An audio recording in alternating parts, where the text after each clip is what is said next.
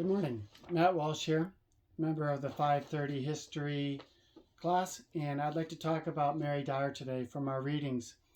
The reading specifically was Anne Miles' work From Monster to Martyr. Just to clarify really quick, the monster portion was a stillborn baby that she had that people probably at the time embellished that it was very ugly or something to that effect.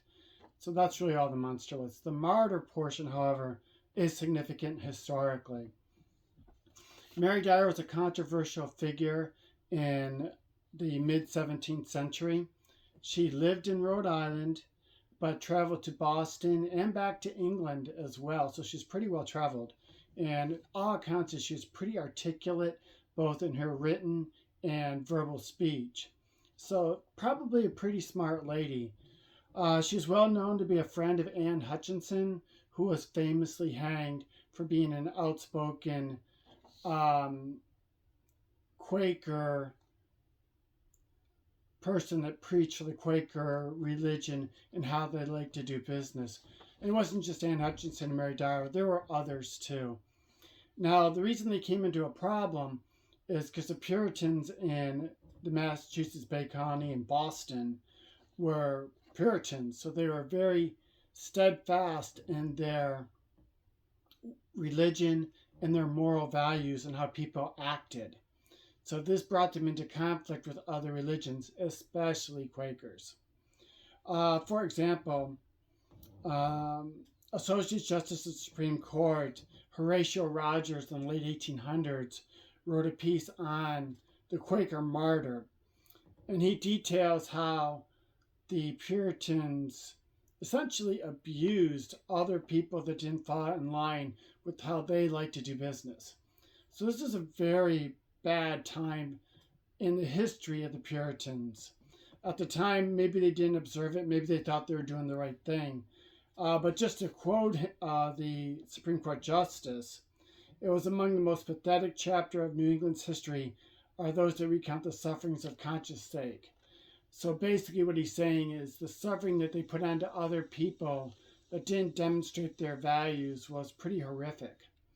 Now, specifically to Mary Dyer, she went to Boston, she got kicked out. The Puritans' first move was just remove them from the area, which you would think, okay, that's not that unfair.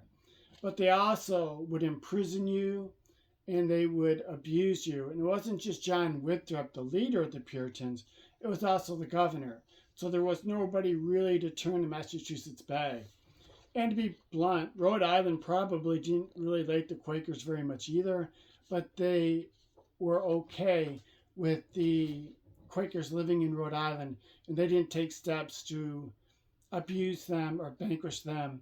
They were just okay with them being there. Now, Mary Dyer was a wife, a mother, and she was just a zealot that she followed Anne Hutchinson. And after Anne Hutchinson and a few others got hanged, she was put out again of Boston back to Rhode Island, probably due to pleas of her husband. But she came back again.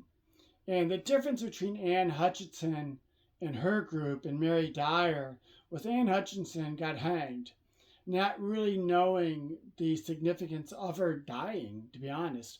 But Mary Dyer was different. She knew full well that if she went back to Boston, she would be hanged and she'd become a martyr. And for her, she was okay with that because she thought that the problem warranted the loss of her life to try to correct. She was that committed to it. All right, thank you. Have a great day.